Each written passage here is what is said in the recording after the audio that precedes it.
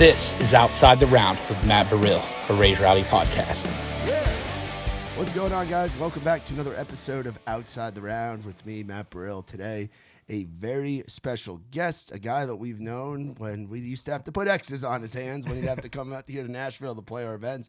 He's from the great state of Texas. He's got a new record coming out, Who I Am. It's our man, Aaron McBee. What's up? Brother, I haven't seen you in a long freaking time. It has been a minute. It definitely has been a minute. It's been like over a year, I think. I think so. I'm trying to think when we came. I think it was in October, or was it around Valentine's Day? I think we came. It might have been somewhere. It might have been beginning of the year or something. But either way, it's been a long time since we've seen you. How you been doing? Doing good. Busy. Definitely busy. But we're kind of moving around a lot. That's good, man. You still based in Texas? Yeah, I haven't left yet, so I don't know if I ever will. No, man. It's one of those states where you really don't have to leave because you have so much there. And I've always said if you had problems with one side of Texas, you can just go to the other side and run away from them. It's big enough to leave, and you can do it several times actually. Yeah, there's guys that have done that. Where in Texas are you from again? So, it's real central located. No one's gonna know it. It's in the middle of nowhere, but it's called Pontotoc. Pontotoc. Yeah. It's middle of nowhere, but it's it's about 2 hours from Austin and about 3 hours from Fort Worth, and it's central, like dead center of Texas. Yeah, that is a great spot to be, smack dab in between those two. You think until every time you have to go to a show, it's a 3 hour or 4 hour drive. Yeah, and then you're that's like 5 minutes in Texas, though. You guys are so freaking spread out. We were just in Irving for a show over the weekend with the Surfside folks, and went to one of Hudson Westbrook shows out at the Music Factory in Irving. And they were like, damn, because they're used to being in Philly. We're used to being here in Nashville. They're like, damn, everything's like 20 minutes apart from each other. Like you go, like Dallas, Fort Worth, such a big area. But I'm like, that's just Texas. Shit's just spread out, man. It's just how it goes. Yeah, man. So what have you been up to? You've been playing shows, just working on getting this record out, or what? A little bit of mix of both. We've had the record done for a little bit now. It was kind of easy because I had all the songs kind of ready to go. And other than that, just playing shows. We went on a run with Gio and the Hired Guns, and that was fun. Definitely a rowdy bunch and fun to play shows with those dudes. And then we've been doing some shows with Cody West, so that's been really fun for us too. And then we also hopped on with Sterling, and so we can't not say Sterling. Yeah, man. I mean, you're part of the Texas music scene is like a giant fraternity. Yeah. Whether it's the OGs in the cowboy hats, or it's the guys that continue to go down that lane, or it's the guys that I like to call it the screw you, we're from Texas, we're gonna rock. Like Corey Kemp put out a tweet years ago, and I got into some internet arguments with my buddies about it because I had shared it on my Instagram. And Corey basically tweeted, "Rock and roll didn't die; it just packed its bags and moved to Texas." Oh yeah, and dude, I heard y'all say that on this podcast, and every time I get the chance, I'm like, hey man, I heard some people say rock and roll hasn't died; it moved to Texas, and I think everybody likes that. Everybody likes that a lot. Yeah, man. What's it like being a part of that group and kind of being now it's like you grow up in that scene, you grow up watching the Coes and the Pegasus and the Treaty Oaks and those guys, and now you're on that level of putting out music consistently, putting out a whole damn record, being on the road with Gio and the Guns and Cody and another kid coming up in Sterling Elza. What's it like just being a big part and a face of that scene currently? It's cool. It's definitely it can be hard times because like everybody's so different, but also like they all mix so well, and it's just it's like friendly competition. You're like, oh man, okay, Trio just put out a record. We gotta try to beat this, even though they're not gonna come close. But like, dude, Trio, they're killer, man, and they're really taking over. And I mean, obviously he paved the way. I mean, him and Parker being willing to go to stadiums when people just played bars is probably what really put Texas and rock on the map, and then just allowed us to grow even bigger. And because now you go into music, and it's like, well, I'm not gonna play bars the rest of my life. There's a chance I could be in a football stadium. So like, it's a lot of fun, and Texas is super inviting. I think a lot of people think it's for like the insiders only, and you can only get in there. But I think it was for a long time. It was for a while. I remember some Texas Nashville beef I heard, but luckily I grew up in a time where I didn't have to do with that, and so like I've cut every record I've made up here. So it's nice getting to use such talented people, and then also get to go back to Texas, and everybody's like not weirded out by it. Yeah, dude. I mean, yeah, the bridge between the two is more existent and prevalent than it's ever been. Yeah. I remember my first time going out that way. Actually, it would have been the second time because we did Billy Bob's, and the Billy Bob's thing touring back in the day. It was just the best, you know. Oh, yeah. It's a one-of-a-kind place.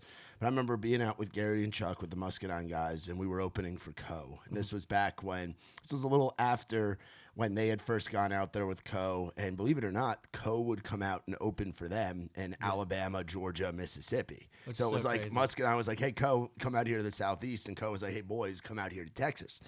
But we did a show. We did Ardmore, Oklahoma, Heritage Hall, and then we did the Bomb Factory in Dallas. Oh, yeah. I remember I was slinging their hats and T-shirts. I remember a guy coming up to me. It was more of an old head. I was like, what's this guy even doing at a 2019 Harold Saul High Edition Co-Wetzel show? But he was like, man, I just can't buy their stuff. They ain't from Texas. And I'm like, what do you mean they ain't? Like, we're here. We're opening for fucking Wetzel, you know? But it was like, that was 2019, and I haven't really seen it since then to where it's been like, where folks, I mean, I do think there's something special about the folks that are in Texas supporting the Texas artists. Oh, dude, they're some of the best people in the world. I mean, we got lucky. We went on a run with Geo, and we got to go all the way up to New York.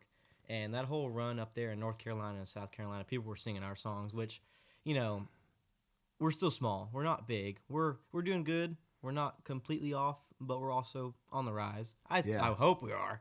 Or at least I'd say good. so. I'd say so, bro. I'd say so. But it was nice seeing people singing our songs. But when you go to Texas and you get the real guys, it's something I think it's cool because they get to sit there and be like, well, we definitely have something in common with this guy. We live here.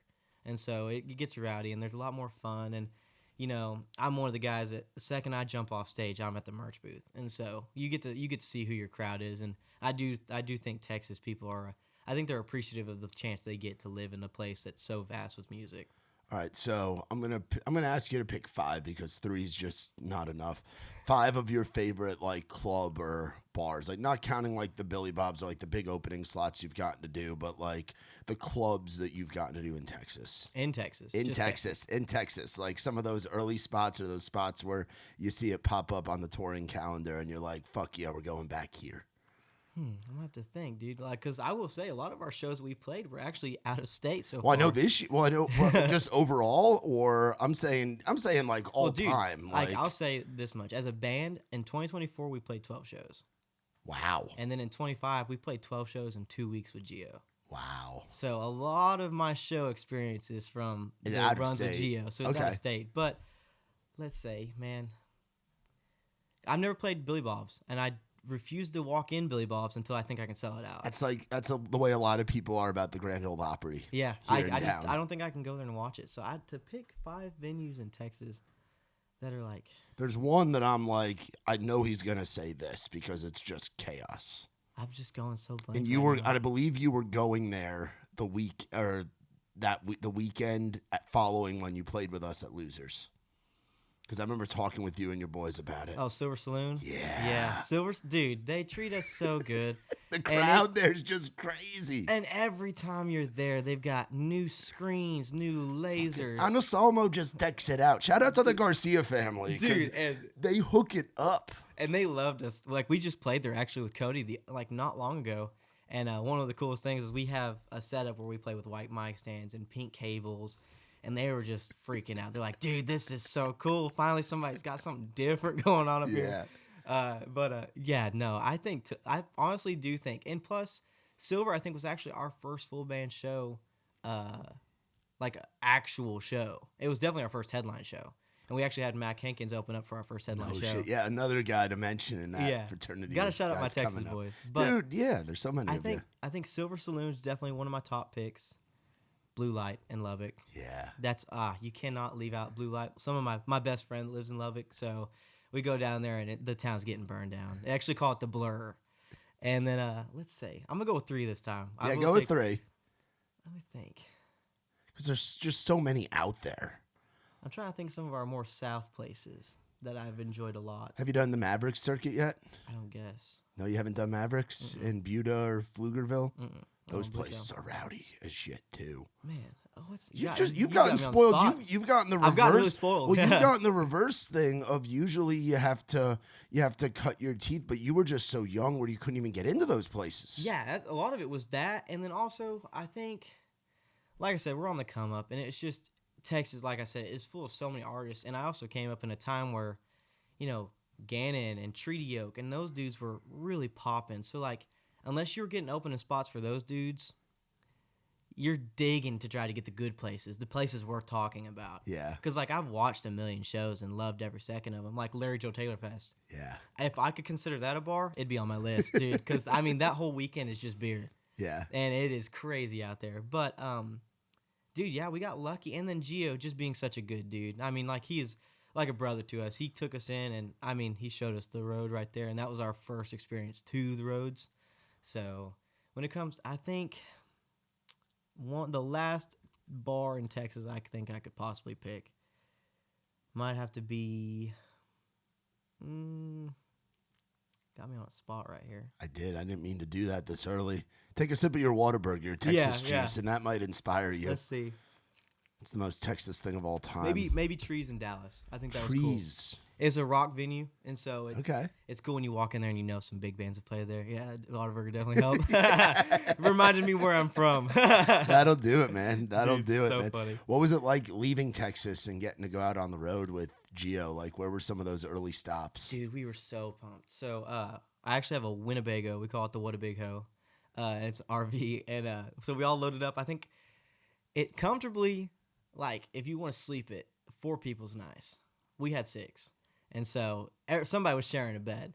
So we took off on the road, dude. And at the time, all the guys were just, like I said, we were so pumped to go out there. And one of, I think, our favorite stops on that run was the Rave in Milwaukee. Oh, bro. Dude, getting to go in the pool, man, that is life-changing. Yeah, I walked in there, and it was like, everybody says, like, oh, it's spooky. And I was like, I don't know if it's spooky, dude, but it definitely, the weight of everybody before you is just standing on your shoulders. What room did you guys play in? So I want to say it was just I don't know if we didn't play the big room. Yeah, the ballroom. We didn't play the ballroom, and I think we played one of the smaller rooms in there with Gio. But like I said, it was packed in there. It was a good crowd. And actually, I think that night another band was playing in the room right next to us. Yeah, that's what's special about that place. The intersection in Grand Rapids is another one like that. The Midwest does a great job of, for whatever reason, they're like, let's just put as many stages in this building as we can and do multiple shows.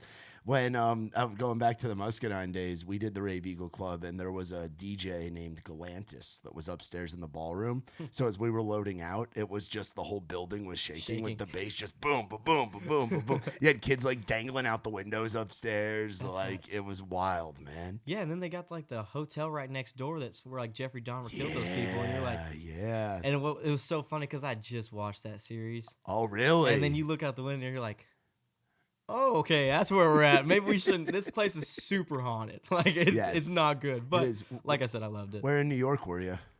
In New York? Were you in New York City? You said you went. Yeah, we did go to New York. So we played at, I think it was Mercury Lounge. Oh, cool. Yeah. Dude, so actually the other day I just saw Co had posted a picture. The first time that they played in Nashville or New York was there. Yeah. And now they went back and played Madison Square Garden with Hardy. Bro, I saw Luke Combs in that room. That is crazy. Yeah. Dude, it was so odd. They had 2 bands before us. Yeah. So we couldn't even have our gear in there. And it was kind of like such a tight place to like survive in. Yeah. That we were like, honestly, let's do a real throw and go.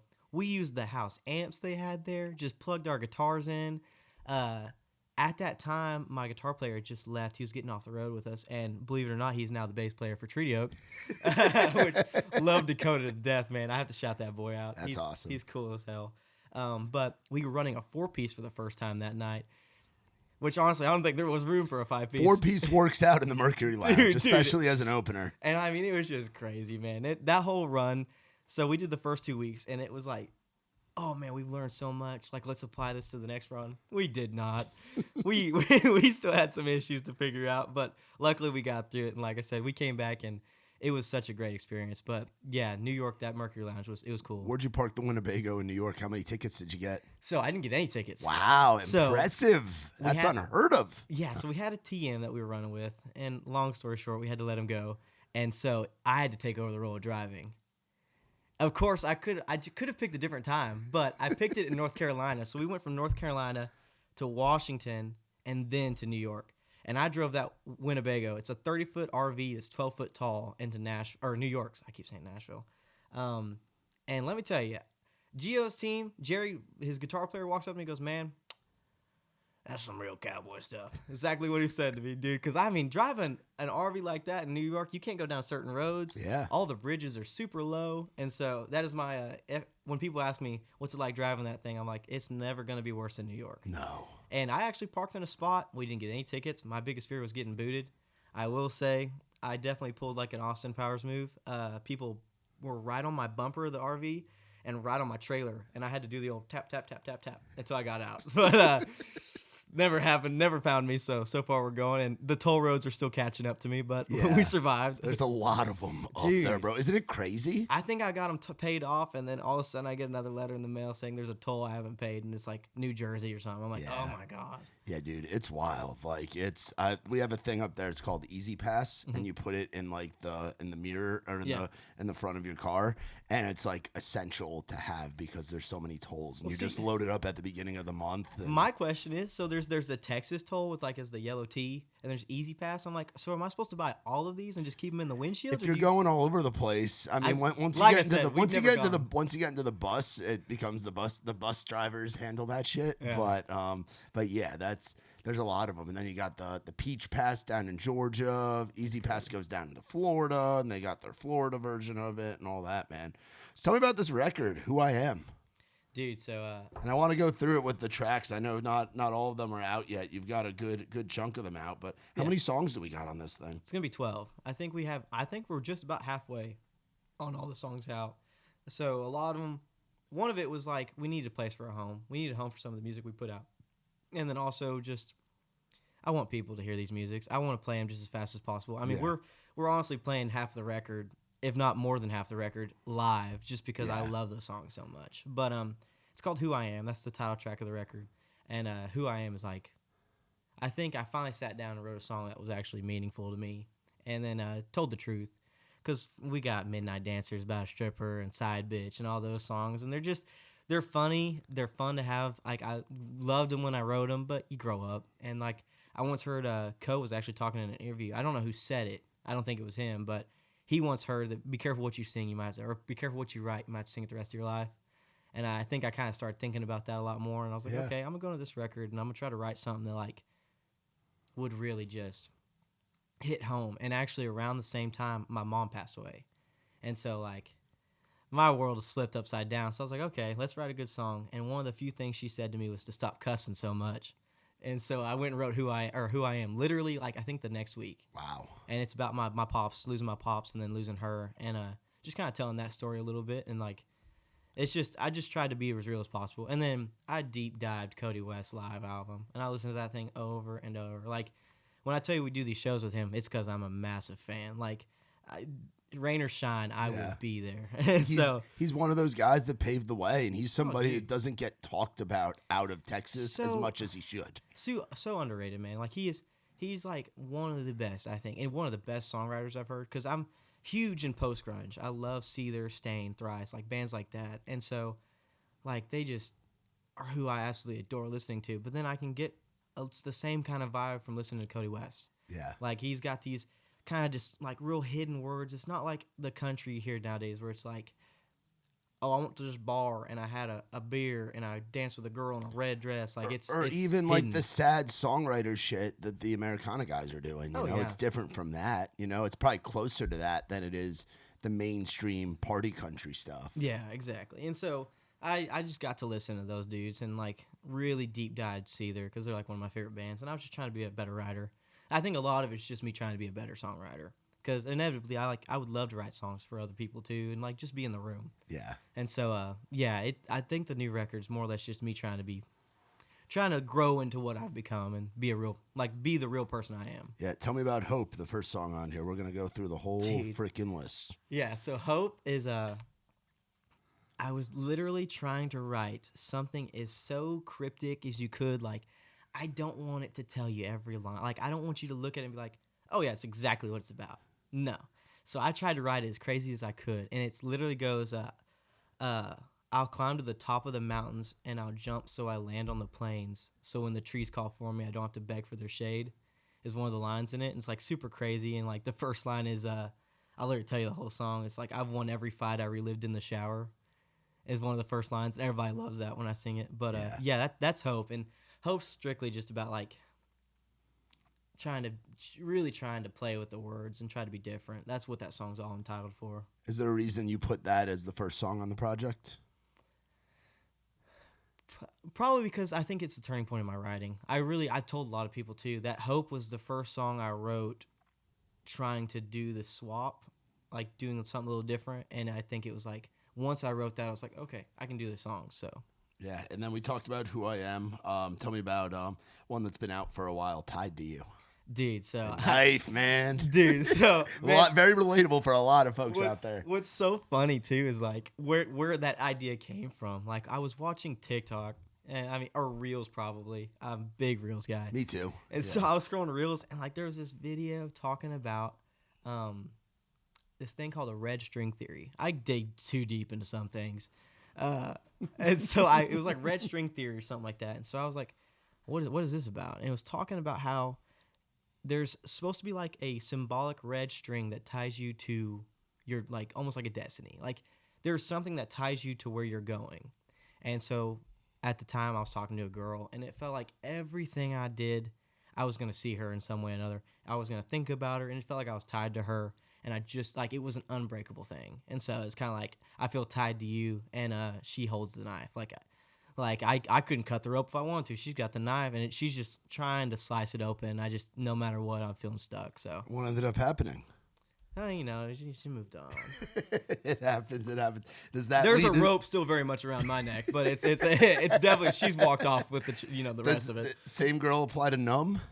No, so numb I've had for 2 years actually. Yeah. I actually, so some of my buddies over at Double B, they have a weekend where we go and like hang out and just be boys and have fun.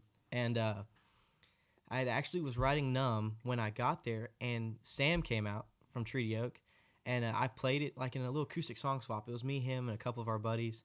And he was like, man, I really like that song. And he said that. He may not remember it, but I went home. I was like, I got to finish this tune.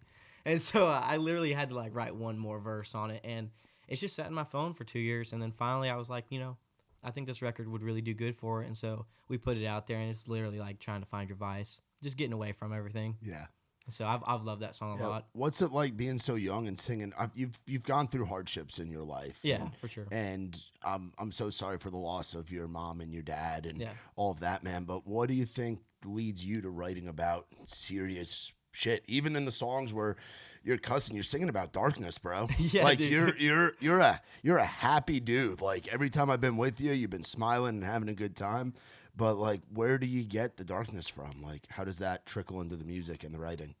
I think a lot of it has to do with the setting I'm in when I'm writing. I'm still in the house I've been growing up in. It's me and my grandpa now, which I call my mom. She's my grandma. It was my dad's mother, but she raised me, so I call her mom. And so I'm still there, and dude, I'm just, I am pretty happy most days, but there's days where you're like, it just sucks, and you got nothing better to do but sit down and write a song. And so I think a lot of my music is just where I'm coping. I'm not writing to people. I think a lot of my early stuff was maybe just having fun with it and didn't know how to talk about myself. But was still singing about some dark shit. Yeah, dude, yeah. But it wasn't I think a lot of it's gotten a little darker. Maybe I'll make a happier album one day. Yeah.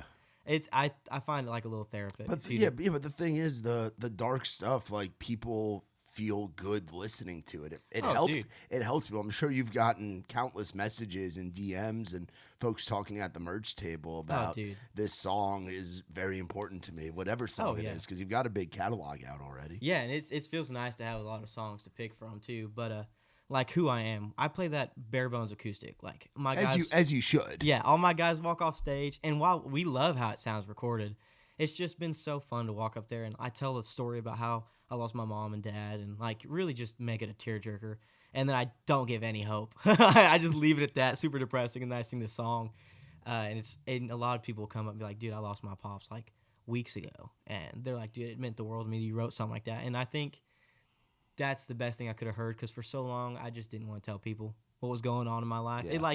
I have super dark humor, so like it would come out in like a laughing sense, and everybody like, oh, how do you laugh to that? And you kind of go on with your day. And so I was like, okay, I should probably write a song so people at least know it's coming. Yeah. And so I finally wrote down Who I Am. Yeah, tell me about Pick a Side.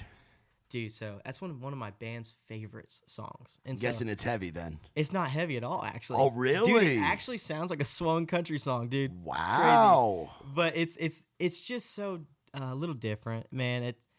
It's kind of like to be taken two ways. It could be like I don't want to pick a side between two girls, or it could be I don't want to pick a side between a girl and like alcohol or something like that. Whatever you're going to, and so yeah, man. I think I wrote that maybe a year or so ago.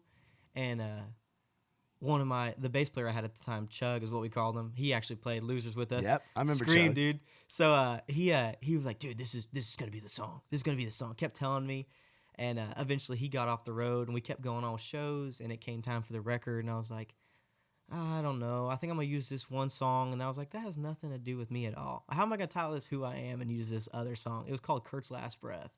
It's about Kurt Cobain, and I was like, I can't play that song on Who I Am. I got to pick a different one. And I was like, pick a side sitting right there, done and ready to go. So I threw it on the record. And like I said, it is completely different sounding, but it's cool. Yeah, What I Always Do. That one is probably my favorite. Really? All right. So it is sad. It sounds sad. It's written about the same girl as that Red String Theory thing. She actually is from Nashville, and she's terrible. I tell all my buddies, you come down here, you're going to have a good time, but you'll probably fall in love and get your heart broken. I tell all my boys back home in New York, you come down here, just be careful. You know? No, they're not lying. But I wrote that, and I saw this thing, man, like, as a person, you're a lover, most people are, at least I know I am for a fact. And one thing about people is we're just like plants. You can water them. Yeah. And you can be too much. And I'm not saying like I was fucking. Bro, I've been there, dog. Dude, I'm not like my band tells me all the time, man, like you got to get a little game, dude. Like you got to be a little more like, secretive. And I'm like, nah, dude, I'm telling you straight up. Hey, I love you. The second day I see you. If I mean it, I mean it. Yeah. And so just like that, man, you just, you find yourself in relationships where you're all in and they're not. And you kind of just drown the flower out and like it just dies on you. So it's just like what I always do. It's about finding a relationship and really being all in, and maybe the other person is just a little hesitant and you kind of overwater that and it inevitably doesn't work out. Yeah. Yours to Give. It's another good one. Same girl. I wrote all these like in the span of like a month. Yours to Give is, I got to think about that one for a second. It's been a little bit since I think we played that every show. It's talking about giving up my heart to a girl, and it's like you do with it as you please. You can break it, you can love it. It is yours to do with, and so it's a pretty cool song. I like Yours to Give a lot. It's definitely fun, and it's heavy. It's got a 7-string guitar in it, so it got a little grungier. And actually, Hope, I like yelling Hope. So going back to Hope. Yeah, that's cool, dude. Phone Call Away. Now we'll get to some of the stuff that's been out for a little bit. Yeah, Phone Call Away. You know, as a person, you've heard a million times, call me if you need me. And how many times have you called and that answer they didn't pick up? Yeah, right? You hear it a million times. You hear it from everybody at least once in your life, call me if you need me. And if you did, they probably wouldn't answer. And that's really what that was. It's just, constantly hearing the same thing and calling them up and going to voicemail. And you're like, you know what? If I really would have needed you, you weren't there. And so that's what Call Me If You Need Me is. I actually wrote that in Nashville too. Really? Yeah. Who'd you write that? Was that a No co-write? one. I just did it by myself. How many co-writes have you done? You seem like a guy it's just you, your band, and your producer. Pretty much, dude. And even like when it comes to like my band, I want to do more with them, but I'm so bad about just locking myself off and writing a song, and then we just go straight to Nashville with it and produce it. But I think I've done 3 co-writes ever. Wow. Yeah, and they've all been like, no, they weren't all with the same person, but I did one with Michael Whitworth and Dan Polarin with Davis. Yep. Yeah. I think I'm saying yeah. And so we cut Broken Hometown with them, and then Jake Partial has been most of my stuff, and they call him the next Joey Moy. So Jake is very good at what he does, man. Oh, dude, he, like I said, man, he's been cutting them since Midnight Dancer came out, and he progressively we figured out what we're going. How'd you get connected to him? Dude, I was talking to my label who I have now up here, and we were talking about getting signed, and they're like, who would you like to use? And at that time, Excuse the Messages came out. Oh, yeah. And I was like, dude, whoever produced this killed it. I got to find out who this guy is. And it was Jake. And so I eventually was like, whoever did this is who I want to use. And my label was like, okay, like we'll get in contact. And they you always like, well, you sure you don't want to try anybody else? And I'm just diehard Jake, man. I don't know if I could go to anybody else. He just has killed every single song we've done. That's awesome, man. If it ain't broke, don't fix it. No, and dude, I mean, they just keep getting better. And he's growing as a producer too. Oh, like, yeah, Excuse the Mess was like early in his thing too. Yeah, like, man. He's still, you and him are kind of getting to grow together. Yeah, which and it's is been very super dope. exciting. You don't always get that with an artist and a producer. Yeah. And like I said, man, I'm diehard. I don't think there'll ever be a record I make that doesn't have at least, if I got to use somebody else, it's going to be because I have to. And maybe it's because Jake gets so swamped someday. But he'll always have a hand in at least one song if that's all I can get. That's awesome, dude. That's awesome. What's it like being in a room with him? Like I've hung out with him at the bars and stuff, but what's his vibe in the studio? Man, he's always gonna ask you how you're doing, what you got going on in your life. You're not gonna walk in the studio and just go straight to work. He's gonna sit there and you're gonna cut up for a second. He's like genuinely caring person, and he wants to know what you got going on. But the second it's grinding mode, it's on, and he's sitting there playing that guitar over and over until he finds the right riff, and so he's definitely locked in. Do you prefer recording at a certain time of day? You seem like a guy that would like recording at night. I know a lot of those rock producers. Like I think of like our buddy Andrew Bayless. Yeah, Bayless is like a night, like he's like a vampire where he likes working late at night. Yeah, so that's what I meant, not Davis, but Yeah, Bayless. Bayless. God, dude. Yeah, so I think most of mine have. Because, like, Jake, I'll get to Jake's house, and it'll be lunchtime. And he's like, dude, I just woke up. I'm like, what did you do? He goes, I was up to, like, 3 in the morning producing. And I'm like, a lot of those guys just like working at night. it's just easy. Like, dude, I think, especially, I can understand for Jake, dude, because he was on the road with, Jacob Bryant and those boys. After a certain while, dude, you're used to waking up late and staying up, until early in the morning. So, like, I think it's easier, and I think right when you wake up, you're tired. You already know you're tired. But about halfway through the day, maybe after lunch, you get in 2 o'clock, you're wide awake, and that's when you start wanting to do stuff. Especially for us as musicians and artists. Yeah, bro. I feel that. What about Over You? Oh, dude, yeah, it's just getting over a girl, man. You just gotta. A lot of heartbreak out here, man. You're a romantic that just hasn't found the right chick yet. I guess not. And what's terrible is I'll probably find the right girl, marry her, and still write songs about bitches. So who knows, dude? Yeah. Yeah, it's just talking about getting over somebody. That's awesome. My Name. That one was I was a co-write, and so I wrote that with Jordan Centers and Mike. Is it Mike Thou? I'm not 100% sure. I'll pull it up real Jimmy quick. Thou.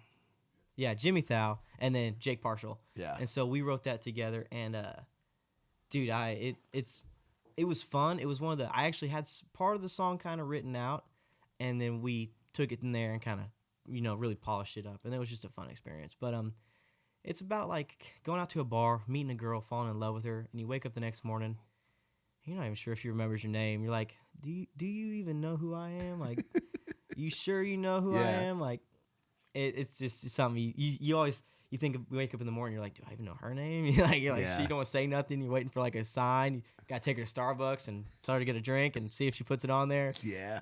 What a trick. Yeah, dude. That's a good little hack right there. I wouldn't claim that as mine. I definitely saw it somewhere else, but it's smart. It's super smart. That is smart, dude. Always Raining.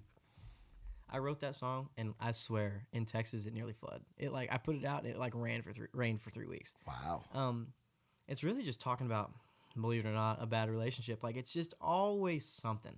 It's always rain. It's never like shining. You can't get away from it, no matter what you do. It's like if you held an umbrella up, it's still raining under the umbrella. And so it's just what it's about. It's always having something going on with your relationships. Yeah. And then closing track, Never Again. Yeah, and that's just never doing stupid shit again. Yeah. Like I've dated girls, and you always thinking about going back. Maybe they've gone and done what they did and thought, maybe I want to go back for a second chance. And, wishing you just known what you know now, you wouldn't do it again. Yeah. And so that's what that one's about. A lot of people love that song too. Yeah, man. I mean, it goes and does its thing, man. You get to close out this year going back to Texas. You got San Angelo coming up. You got Fort Worth, Austin, Gonzales in April. I'm sure there'll be a bunch of dates coming in. Like, oh yeah. Are we thinking we'll be on the road next year as much as we were this year? Dude, I hope we're more. If I could go 100 shows next year, I'd be pretty happy. So If the more shows, the better. That's all I want to do is play shows. Just put miles on the Winnebang. What is it? What a big hoe, yeah. The What a Big Hoe. Just take the What a Big Hoe everywhere. Yeah, dude, I wanna wear that bus out. So that's awesome, man. That's exciting. What's it? How often are you getting up here to Nashville? It just kind of varies, really. Like this week, we came up here to do podcasts and talk on news about the record coming out. And so, how's that been? You look like you were in. Where were you earlier today? You were on some news channel or like a legit TV set or something? I cannot remember the name of it. Channel 4? Is that what it was? You were on like you're getting your. Is this your first time doing a lot of this type of stuff? Yeah, I got here Sunday. Monday we went and did one. I've never done a live like news thing, and I did my first one up here in Nashville. Got on there and they were like, yeah, it sounded good. How many have you done before? I'm like, this was the first one. They're like, wait, really? I'm like, yeah. Like, did I do good? They're like, yeah, you did great. And then we went and did a second one later that day. And then obviously I did the one this morning. I just played a song this morning. But yeah, it's been super cool. Definitely different. So, and I think we're trying to get some down in Texas too. So hopefully we could do a little press week down there as well. That's good, man. I mean, I'm just trying to get these songs as big as possible. Yeah, dude. but man, I mean, it's got to be a cool feeling to. Like, take me back to when you got your start. Like, when you decided, because I met you, you were what, 19 or 20? I was 19 still. You were 19? Or 20, I was 20. I think you were 20. Mm-hmm. But how long had you been doing it before that, or was that kind of when things started going? I've always sang. I mean, since I was a little kid, I sang. And then, like I said, my dad passed away. And I remember in 8th grade, there was like a little performance thing you could do. You either act like an idiot or you actually show up and try to show out. I was going to be a dumb professional bull rider. My buddy was going to be the bull. It was going to be a whole thing. That fell through drastically. I came home. I was kind of upset. You know, I'm an 8th grade kid who was trying to do something funny that just fell through. And my mom was actually, so we'd gone to a medium. Everybody talked so crazy about him. But this lady just talked about my dad and like talked about things that we went through in life that she could have never known. And one of the things she said my dad was speaking to me was to use my voice when I'm angry. And I was coming home really frustrated. My mom was sitting on the floor in the closet reading those papers. I mean, just tears in her eyes. And I came home and I read those, and I was like, you know, I've always sang. Why don't I just sing a song? And so I think that's what really started it, because after that I started taking like lessons from a real nice couple in San Saba. And, you know, she taught me how to breathe. And then it wasn't very long that it was kind of like, hey, look, I can't show you much more. Like, my husband teaches guitar. You know, you could try to learn that from him. And I was like, anything to just keep doing this. And so I picked up a guitar, and he was teaching me sheet music, and I just couldn't do it. So I went home and wrote a song, and that's actually my first 2 songs on Spotify. I think they're terrible, but this is called Dear Future Ex-Wife and Cigarettes Burning Out. And those are some deep dives on Aaron McBee if you want to ever hear them. But they're definitely a young kid who was listening to a lot of like big on Carson Jeffrey then, and like those dudes. And so I like wanted to be country, but I still had like a little bit of my rough lyrics too. So that's what really started. It was, I think I turned 16. I just got my license and went and bought a guitar, and so I started really playing shows then. And they were just like little acoustics things. Dude, I mean, it makes sense that you're trying to figure out who you are at a young age, and you grow up listening to rock, but you're enthralled with what's coming up out of the Texas country scene, and the world's shut down. Yeah. Like, you're figuring all this out. I mean, granted, you were in Texas. Those things were different down there than a lot of other places, but that's a weird time to be 17, 18, 19 years old and figuring out what am I going to do with my life. But the nice thing, too, like you talk about, we can bring up COVID and stuff, is when they shut down school, we went home. Oh, you just did music, yeah. Yeah, all I had to do was play guitar. And in that time, like, I was never great at football. I played, but I messed up my ankle and decided it wasn't my thing anymore. I literally told my head coach, look, man, I appreciate every opportunity, but it's best I play, music, because I can't jam my fingers up or get hurt and not be able to stand on stage. And I think my coach, I literally told me, he goes, I was the first kid he ever had give him a reason that he actually was like, you know what, I understand. I actually believe in this. So, and all in that time frame, dude, it was just easier to do music. And I also grew up 30 minutes from town. Like, when I was a kid, nobody was coming to hang out. I was going to hang out. And so having a guitar and, all the stuff I had to deal with growing up, it was just easier just to play music and just kind of escaping that.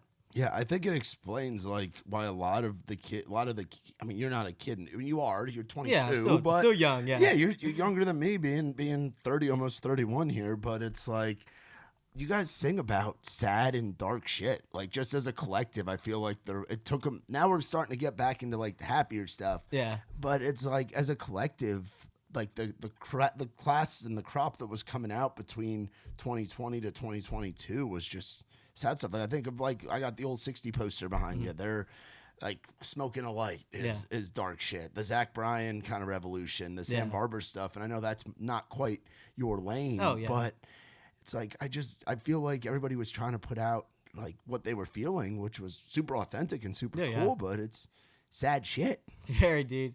And like even the early stuff, dude. I think a lot of it was just I had feelings and I just wasn't applying them. And so it came out one way or another. And, dude, it's one thing when you're writing a song is it's always easy to say it's about a girl. Everybody's going to get that.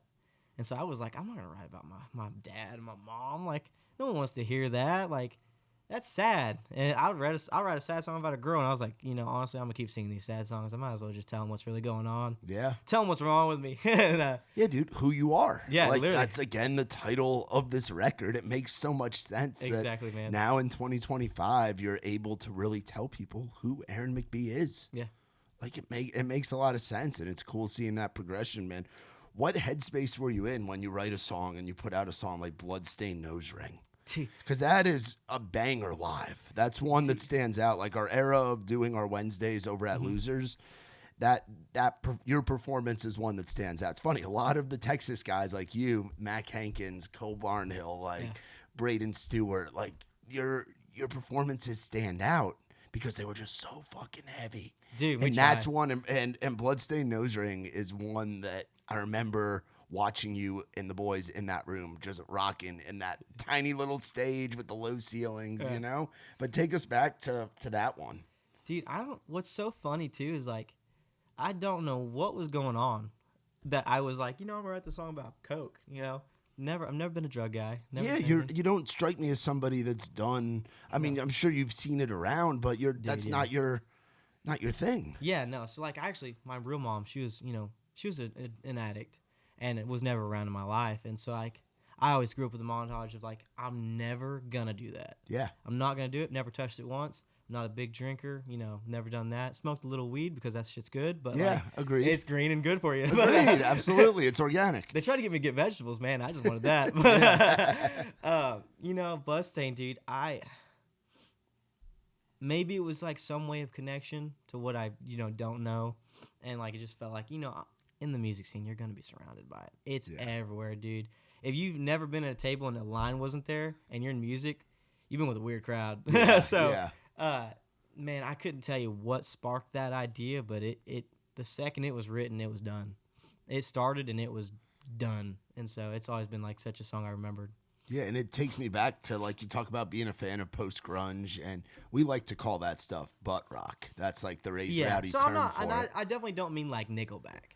I'm definitely meaning some Well, you're talking like Seether, like POD, like things more in that lane. Yeah, definitely. As opposed to like Nickelback and Creed. You're talking like Crossfade, like bands like that. Stained, like guys Stained, like which I to me we lump all that together because all those bands toured together. Yeah, they were all part of the same scene. Just like you're different from Mac and Sterling and Cody and Cole and Treaty. But you guys are all when people look back, they're gonna call it this was Texas. This was where Red Dirt music switched to rock and roll. Yeah, that's true. That's fair. Yeah, I'll give you that. So that's what we like to call it. But it's cool. Like I can see the influences of like the post grunge stuff and like that era of like just. Because I remember listening to Pandora when I was doing my homework and listening to that stuff. Like the late 90s, early 2000s rock was just special, man. Your melodies, it makes sense. Oh, yeah. I would hope so. I want it to shine through. So, what do you like doing when you're not doing music stuff? You've been so busy with all this over the past year, but what does Aaron McBee like doing when he's not doing music shit? Dude, I love getting tattoos. Yeah, what's up with the 5s on your neck? Because I just noticed that. A lot of people ask me, man. I've told everybody the same thing. I'm in a gang. It's called the Triple Cincos. We're the craziest in Texas. It's a complete lie. But it's actually angel numbers. And so Okay. They say 5s are supposed to symbolize a positive change in your life.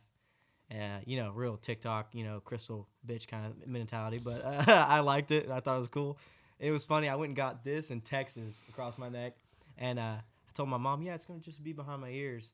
And I walked out of there, and they were down my neck. And I was like, a little bit bigger. But, that's everything's fitted for Texas. You might as well get the biggest you can go. And then progressively started filling up my arms. And so. So were those your first tattoos were on the neck? No, so I got the angel wing first. Okay. And then my second tattoos were my neck, my thumb, and then my forearm.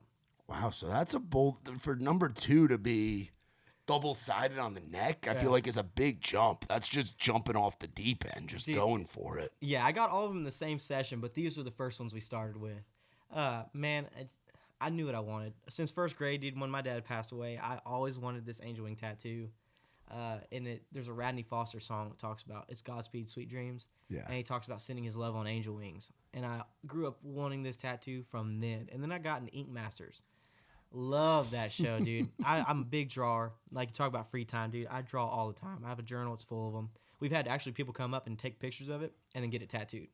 And so if I could tattoo in a past life, I would have. And so that's a lot of my free time is drawing. But, dude, I watched Ink Masters growing up. And I was like, dude, as soon as I can, I'm getting them. And I went like a whole year after being 18. Didn't get any. And I think right around 19, I went and got my angel wing, and then progressively after that. And I'm pretty sure as soon as I get back to Texas, I'm getting another appointment. I got some more stuff I need to get done. I gotta hook you up with my man Mike Stoll. Oh, I know Mike. Mike did my angel wing. Oh, really? Yeah. No shit, dude. So Mike started tattooing the same year and month my dad passed away. And you're talking about 5s. We finished at 5:55.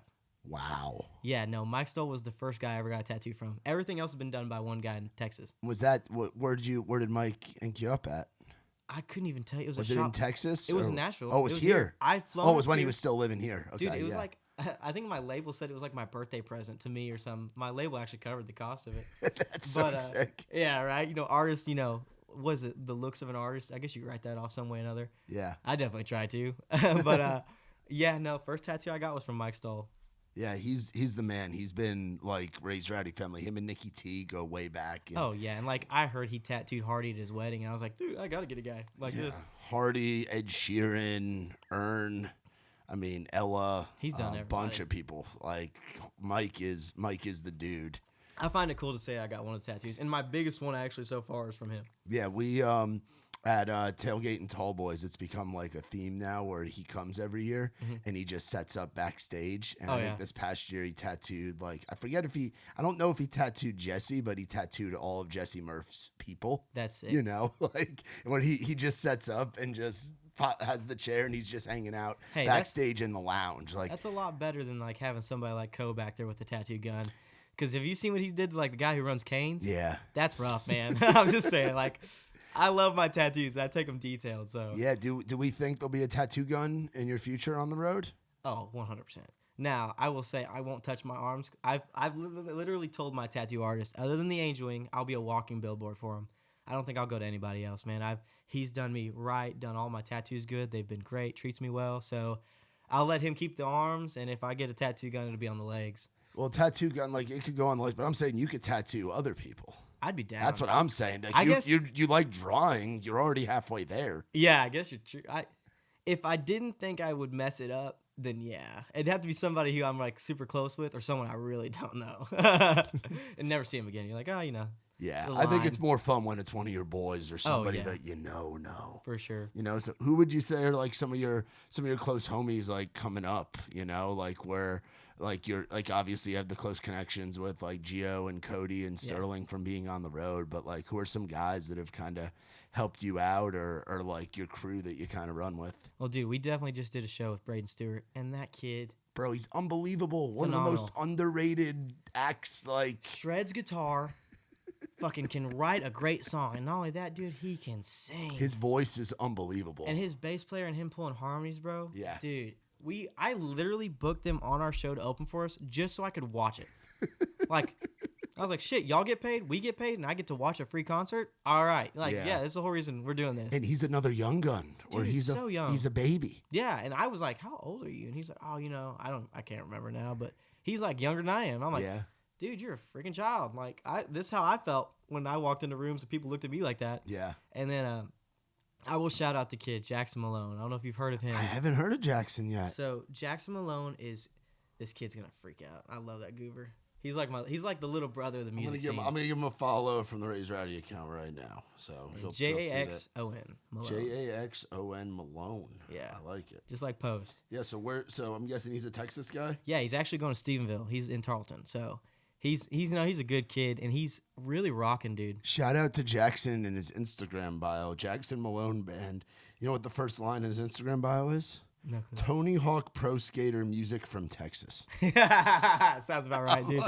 I'm gonna follow that kid right now. That's dude. sick. It looks like they're out there playing shows and shit. Dude, too. he's getting in with some good names. He's a young kid, but he's really, dude, he's hungry and he's trying hard. So I'll give him a shout out, man. He's a good kid. Playing like Twisted J and Blue Light and Backyard and all those spots. So no, it's good. It's good to know, man. Dude, and he just turned 18, I'm pretty sure. Oh, he's like you're becoming an older brother to guys where you've been the younger brother for pretty much all of your career. When we talk about Jackson, it's wild, isn't it? Yeah, when I talk about Jackson, that's my little brother right there. And dude, he's just such a energetic kid he's like really into like the shoegaze and like Buckethead and those bands. So like where I think my stuff's rocking, his stuff is like Youngest Daughter. Like it is just grungy, heavy, sounds sad as fuck, but he's pretty solid. That's awesome. And he's growing up, kid. He's gonna be real big. Isn't it cool to be a part of a scene? Oh, and it's like you were in that spot and now you're putting out a record and you're going on freaking news channels here in Nashville and have gotten to see the country, doing what you love, out in the bus with the guys, and now you're getting to watch kids like him come up and and it's cool. Watch dude. Braden and they're looking up to you. Yeah, and it means the world to us too. Like I think a lot of like, especially why Texas is coming back to being so nice and supportive is I think for a while so many of us we're like, we can't even get a show. Like why do they hate us? They don't hate us. They just don't know us. Or like it felt like so unsupportive at sometimes. So I think now we've all been like, look, we got to bring it back. And so the second we can, we're like, oh, we're gonna get our homies on this show, or we're gonna get so and so on this show, and just try to like build them up as big as we can.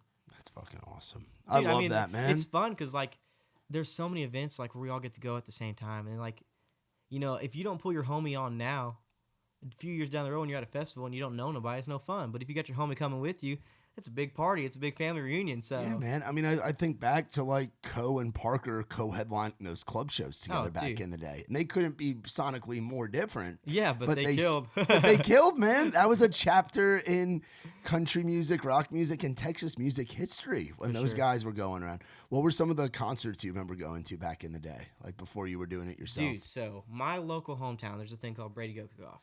We got to play the 50th anniversary, but I remember, I don't know if it was 2017. I was a sophomore in high school, whatever the math is on that, and Co Wetzel came to our town. And so our town is the Brady is 5,000 people. There was a band the night before that had 3,000 people show up. Co Wetzel brought 15,000. Wow. That was one of my first concerts, and I was like, holy cow. Yeah, that was the Noise Complaint record. Yeah, and I was like, you can do this? Like, this is crazy. People were going nuts. He's telling these crazy stories about some lady named Irene at the gas station who took his money. And I was like, this is cool. And then I went to watch Cody West and Carson Jeffrey. And hardly knew who Cody West at the time was, but I knew who Carson Jeffrey was. Ranch Girl Dream was like my thing. I thought I was like a country cowboy kid. And Cody screamed on Let You Go. And I was like, it just twisted my brain all up. I'm like, okay, we got people like Co and Cody doing these songs that are like, I didn't know we could do those here. Like, I thought I had to like wear a pearl snap and sing country songs. And you mean I can actually go up there and scream? Like, in. Yeah. And so those are some of my first concerts. And then obviously I got to watch Seether in Lubbock. Front row, so like that was life changing for me. Isn't it so cool that all that music's coming back? Like those bands that we grew up listening to, and then they were on like a little bit of a hiatus, and now they're back. Dude, I mean, like you talked about Creed, dude. For them to have been like, they've always been big, but like that they're so big now, and like Nickelback, dude. I mean, they've been hated for years. Limp Bizkit, bro. Limp Bizkit, dude. Like of all people, Korn is back touring. Dude, System of a Down is back. Like that whole era. It's nuts, but it's so sick. And like 3 Days Grace has their old singer back on with them. Yeah, dude. The show is back. I'm hoping I can get to one of those. Dude, I I literally told myself, if I can catch a Seether show and a Stain show, I can die happy. Yeah. And so I've got the Seether one. Now, Aaron Lewis has been doing his Stateliner stuff. You're going to hate me for this. I got to see Stained about a month and a half ago at a casino in Atlantic City, New Jersey, with our boys from Lakeview opening up for them. And we did a show with Lakeview, dude. Yeah. And they're sick as fuck. But, yeah, no. Stained was unbelievable. Dude. Seeing the original band up there and seeing Aaron do the Stained thing and him just go into screaming, like it was awesome. Dude, it's nuts. And I love that band, dude. And like I'm really big in the heavy stuff too, like Wage of War and those boys. So like it's cool. Yeah, man, you're coming up at a cool time where you can kind of do whatever the fuck you want. And like, then, there's no labels on it. Yeah, like you can be. I've always told people too, because they're like, "What genre is it? What is it? Is it country?" You know. And I grew up in a household where if it didn't have steel and fiddles, it wasn't country music. Yeah, it's noise. Yeah. And so I've always said, man, like you call it what you want. You put it in your playlist, and whatever playlist you put it in, we'll call it that. So it's just better for you to pick what it is. Because if I tell you one thing and I'm wrong, everybody hates you for it. And so it's like, well, we're gonna throw it in the rock playlist.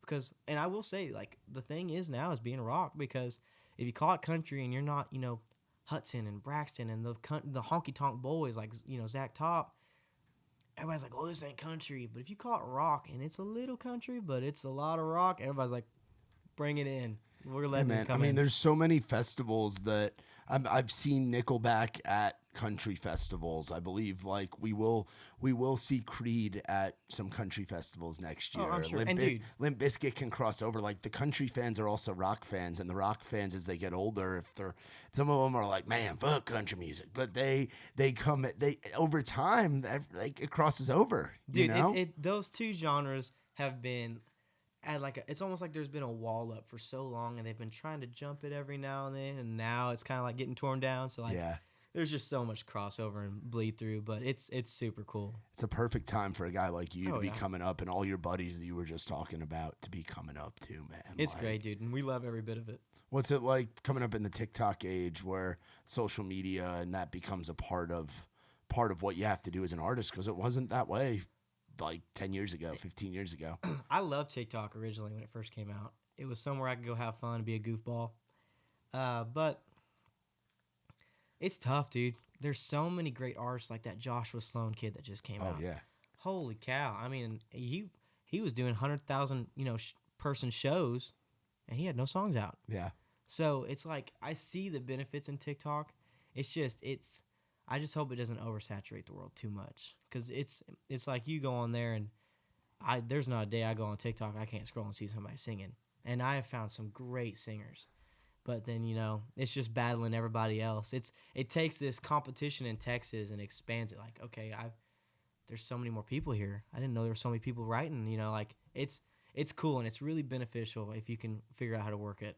Yeah, what does your TikTok look like? Like what kind of? I personally don't get on there much. I'm really bad about it. Dude, because you and me Raise both. Rowdy, I need to be. Nick and I talk about how we need to be better about our TikTok. Like the Instagram and Facebook shit, we got that down. Yeah, I love Instagram, dude, but TikTok, man, my TikTok's gonna be a direct crossover when I post on Instagram Reels, and it's just the music. It might be me occasionally covering a song. Rarely do I cover songs. But it's just me playing music. I would like for it eventually to have a YouTube channel where I like vlog the road days, Yeah. I think that'd be fun as hell, and obviously clip them for TikTok. But I think as we get busier with shows, I think my TikTok will be a little more popping. But right now, it's just we get a content day, we post them on there, and we hope people like it. Yeah, man, that's the method that folks are doing. Oh, yeah. And people have got it figured out, dude. Yes. Oh no, trust me, I know, bro. What do you like doing when you come out here to Nashville? Where's some of your spots you like hanging out at? I'm not a big goer out. I do like being a homebody. But y'all put me on to Losers. I love the hell out of that place. Yeah. So you got to come check out where we're at. I do need to come. I don't know what you're doing tonight, but I do head home today. You do? Okay. Yeah. Well, I'm glad we're able to squeeze this in. But yeah, we do our Wednesdays over at Odie's now, and the production just is insane. I'll definitely have to come check it out. Green room for the artists, like it's It's solid, man. It's That's a cool. much bigger stage. Hey, With like we'll a big, take that. big video wall, really good sound guys. Like yeah. there's a barricade in between like the stage. Like it feels like a venue. That's cool, dude. So like, we'll have to get you and the boys again. It's been too long since we've had you. For sure, dude. I remember we played Losers with a 5-piece band, and my guitar player kept stepping backwards and unplugging my bass player's pedal board. Yeah. And like he'd have to bend down there and plug it back in. Yeah. And he's like, whole show, and we played like 5 songs, but it went so quick and there was so much going on. So I mean, we would be pumped to play a little bigger stage. And we're actually a 4-piece now. Yeah. We're going 4-piece right now. So much room for activities. There's so much room now. We could probably run around Loser stage, but definitely could smash a good guitar too. But. Yeah, dude. I remember when we had the Matt Hankins boys. They were like, so 5 songs. They were like, is there a time limit? And I'm like, no, you boys do whatever. And they jammed out and played like 7 minutes a song, and it was like a 35-minute set. It was just solo on solo. I'm like, you Texas rock boys are just built different, dude. Man. I remember, dude. My favorite story to tell is like when I played y'all's round for Raised Rowdy. I remember they wouldn't let me in the bar. Yeah. Until 15 minutes before my set. So I had to listen to everybody from the Sprinter van we rented. Yeah. And I was like, thank God we rented this thing. I'd be sitting out here in the cold. Finally go inside. And first thing I do on stage is like, how y'all been? I haven't been able to hear everybody before me because I've been outside fucking partying in the parking lot. Flipped off everybody, and all you see is 2 massive X's. And everybody was like, oh, that's where he's been, this guy. And then we came out heavy as could be. Yes. And had my bass player screamed at the time. Yep. We sang about coke, side bitch. Like, we were just fucking like here to kick teeth in. And, dude, it was funny because I think that night y'all were really rolling more of a country set. Oh yeah. And then we came in and just freaking blew. I love to stick a rock act in the middle of like an all country or even like a country pop, and then stick you guys either in the middle. I think, did you guys close that night? I think we were in the middle. I think there were 2 other people after us. And dude, it was crazy. And then the people, they were like, "Oh, you can stay in the bar anytime. Like, you're cool." So I'm wondering who else I had. I'll have to look at my thingy real quick. You can search in the photo for your name when it was on the flyer. Oh wow, this is way back. Holy shit! Yeah, this is when we had the casino logo, which was really cool. Yeah, it was Jacob Hackworth, Will Jones, Nathan Wilson, you, Moose Miller, and our boy Chris Andrucci, who's still one of the house bands over there. We call him Four in Wallen because he's from Scotland and he has a mullet. That's right. So, I do remember that. Yeah, Andrucci. Yeah, that's funny. Yeah, dude, what a night that was. That was March. It was March 20th of 2024. Yeah, that's so it was crazy. It was well over a year ago, which is something. Nuts. So we'll have to get you boys back out here, for man. sure, dude. Like, it'll be sick, dude. Well, what are you hoping people feel and get when they listen to this record? Dude, we've been playing the songs. Like I said, I play Who I Am acoustically, and one of the things I say every night is, if you leave here and you don't know any of the other songs, or you've forgotten what we played, just remember this one. So I really hope people listen to Who I Am and like the song itself too, and just like really just listen, like feel what I'm saying, because like I wrote it for you just as much as I wrote it for me, to like just sit there and kind of like ache. Yeah. I want you to hurt. Like, I really wrote these songs to hurt, because I mean, at the end of the day, you like to bottle stuff up, but the one place you can escape is a song. And so I just really hope people listen to the record and like just sit there and dive the songs and listen to them deeply. Don't just skip to the Never Again and the Overused. Like, literally listen to the songs. It's a record. You got to go top to bottom. Exactly. And then if you really like it, go another way through. Yeah, or if you don't like it, go another way through. Yeah. And maybe you'll like it on the second time. Be like, oh, that's what he's talking about. Exactly. That's sick, dude. And then what's something that you would tell that 18-year-old kid that's just starting to put out music? Like, what would you tell younger you back in 2021 when you first start putting out those songs and you're thinking you got to be a honky-tonker, and now you're a rocker, you've gotten to tour around the country, you've got a record out, you've got a team, you've got a label, you're getting to do some big shit at a young age. Dude, if I could go back and tell my 18-year-old self, I'd tell him to pull out my dad's CDs again and listen to Marilyn Manson, and then remind him that he could actually do some heavy shit. So, because I could have skipped a lot of steps and just gone straight to where I wanted to be. Yeah, those steps build you to where you are, though, man. Dude, I'm grateful. It's part of your story. There's been lots of ups and downs. There's been, trying to figure out what we're going to do here with what we're going to do there. And I'm appreciative of everything. I wouldn't take any of it, wouldn't replace any of it. But I definitely would have told myself, hey, like, you can be who you want to be now. Yeah. You don't have to wait. That's awesome, man. Well, hey, man, I'm proud watching you go. Like, watching from knowing you for the past, coming up on like 2 years here soon, to where you are now, and this record coming out, and you're so confident, and the product's getting so polished to where you want it to be, and you're saying the shit that you've been wanting to say all along. Yes, and the fact that you're at 22 years old and comfortable doing that is huge, man. Oh, seriously, man. And I'm excited for where things go from here. Me too, dude. This record, I think, is going to do a lot of big things for you. And you got to tour a bunch this year, and I think those dates will be double or tripling, like you said. I'm down for to 100 shows, man. Take that RV everywhere, man. Well, thank you so much for coming on. Man. Appreciate the hell out of you. We're going to send you home with an 8-pack of the Surfside. You can try and crush those before you get on the plane. I mean, if you're checking a bag, you can probably throw them in, take them back to Texas with you. And we got a bunch of hats and shit over there, too. Awesome, dude. Y'all be sure to look up our man, Aaron McBee, Who I Am. It comes out on December the 5th. Go out there. There will be time from when this episode airs for you guys to pre-save it and pre-add it, whichever way you lean. If you're Apple Music or Spotify, give him a follow on all the channels, and be on the lookout, because he will be on the road next year, probably coming to a city near you, and you're going to want to get out there and see him and the boys rock out. For more on us, visit raisedrowdy.com. For my man Aaron, I'm Matt Burrill. This has been Outside the Round. I ain't never been the kind for staying one place for too long. I ain't never been the best at saying I love you to a girl I love. Only got a couple tricks on my sleeve. They usually just make them leave.